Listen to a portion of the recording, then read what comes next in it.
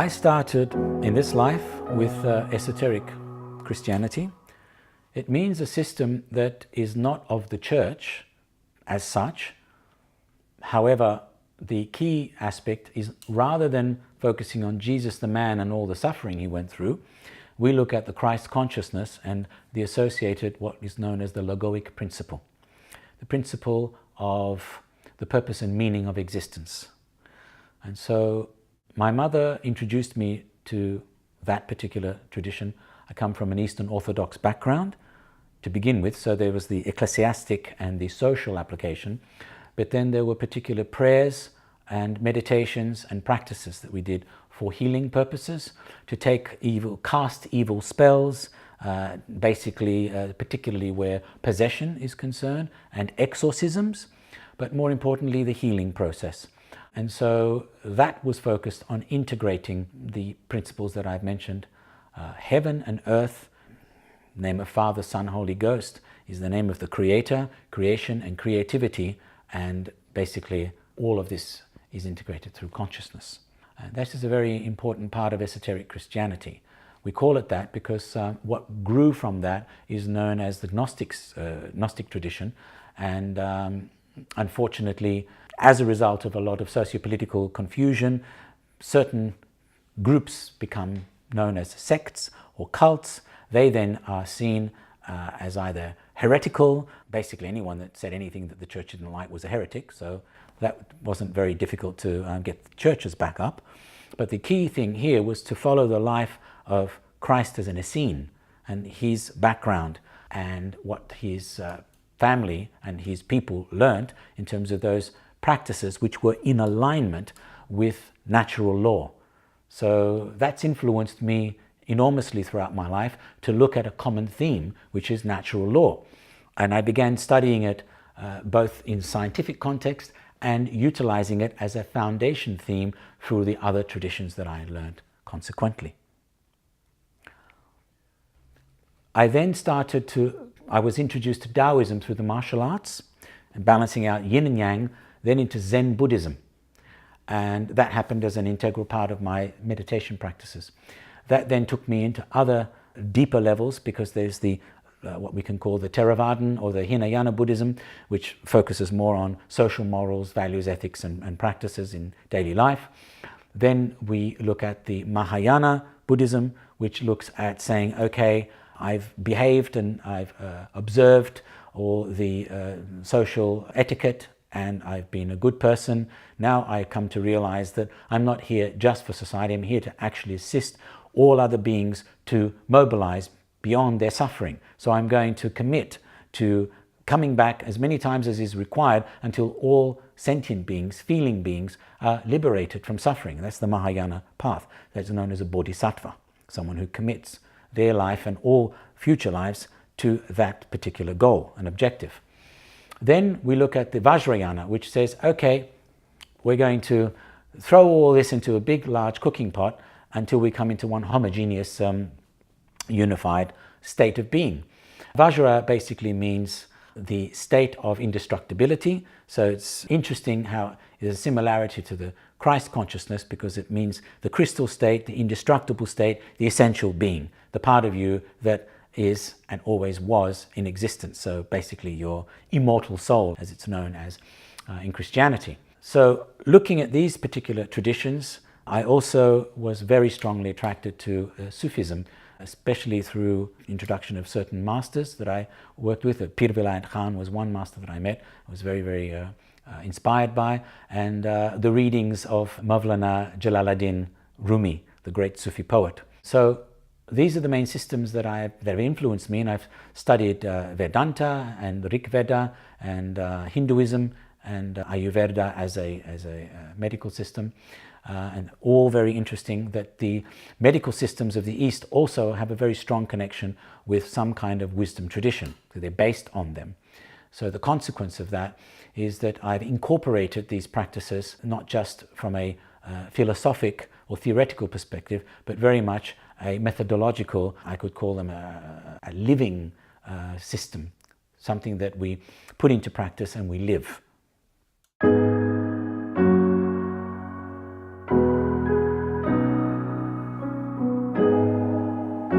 Philosophy means friend or lover of wisdom, and all philosophies fundamentally tend to be very, I can say, mental. They're very intellectual, they're thinking, and we love being able, in fact, it's almost like having a mental orgasm, thinking about the wonders of life and how everything is connected and the aspects of the mental world. And my systems are very practical. I call them praxosophy. It is not so much the practice of the wisdom, but rather the wisdom you gain through practice, through experiential learning. And that is, for me, very, very important, rather than sitting and thinking and talking to a large extent, satisfying only the mental, cognitive, and intellectual aspects of ourselves.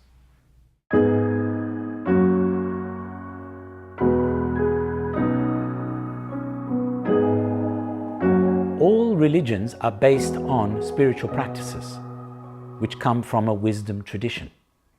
So rather than looking at understanding oneself only through social morals, values and ethics, and that is very important in itself. Obviously, we feel more strength in numbers. So united we stand, divided we fall. This is very, very important to understand that religion is to religate or reconnect. And so religions give us a sense of unity and strength and safety in numbers and being protected, being supported, and more important than anything, being accepted and recognized. So it serves a very specific social function. Wisdom traditions, on the other hand, are those that have looked beyond the parameters of daily life and social structures and try to understand our purpose and meaning on the planet, in existence, and what is the purpose of our personal existence and our path. And they then turn into a spiritual practice, because the practice itself enables us to reconnect with our essential nature.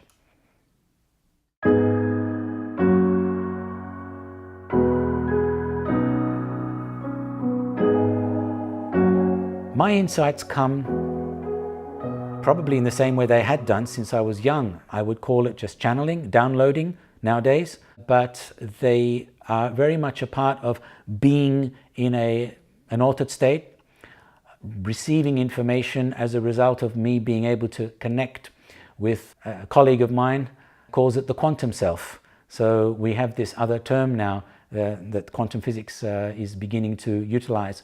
We call it the supramental self, connecting directly with the subconscious through intuition and then moving into what we can call spontaneous creativity. And that's something I've been able to do since I was young, and I guess I've just never lost it.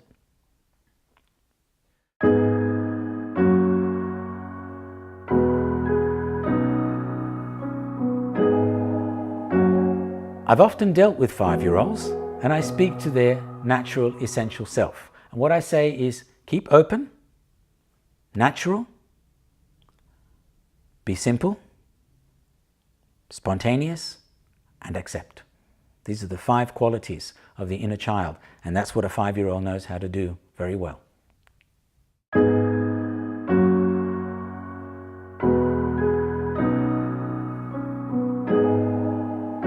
So the main applications of what I do, again, is based on what I've said earlier, praxosophy. The wisdom you learn through practice, through experiential learning, rather than thinking about something first, calculating it, trying to work it all out, making sure that everything feels nice and safe and comfortable. I call it, let's talk about being in the forest before we've ever been to a forest. We've only seen photos or maybe some footage. And I think it's better to have some introduction based on just some kind of objective, but not trying to contrive everything. And when we go into our conceptual mind, the contrived and situational learning that we are all accustomed to, because what we do is we go back into our existing memory based on the references that are there that make us feel comfortable and safe. We never get out of our comfort zone. So if you then go into a field like sport or performing arts, you obviously have to push beyond the normal parameters so that you can grow. what most of us do today is we progress according to steps and limitations and or expectations that society have established and has told us we need to. X study, X learning, X skills, X knowledge will get you X job and Y money, and then you'll have safety and security with your home, your family, or your mortgage, 2.4 kids and the dog, the rest of it. Basically, everything that's prescribed and very, very predictable. But if you want to learn about life, life is not prescribed or predictable. It changes every single second, every single moment of our existence. And what we need to do is learn how to be able to put into practice all of these different concepts and ideas as a function of practical reality. It helps us to understand the difference between our perspective based on opinion and desire and wish and comfort and the reality. So I see that an ideal student is someone who's open, who's able to be actually more like a child, spontaneous, accepting, and simple, and understanding naturality. So the closer we can retain those qualities, the easier it is to learn and to go through a process of growth and eventually transformation.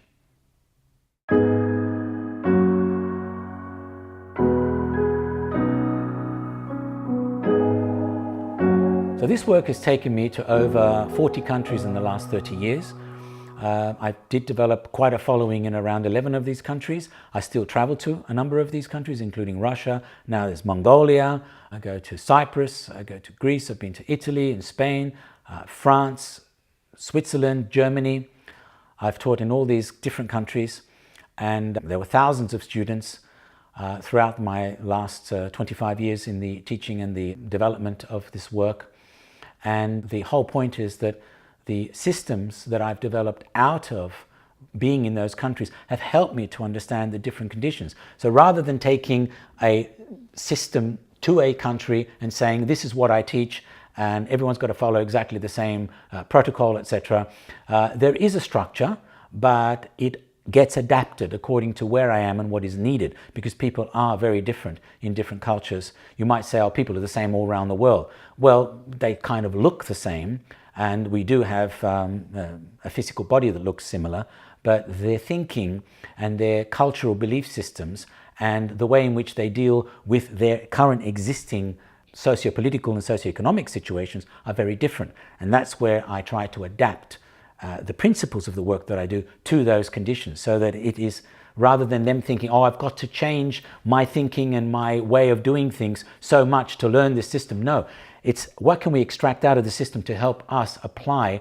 what we need in our daily life to find a better solution to our current problems.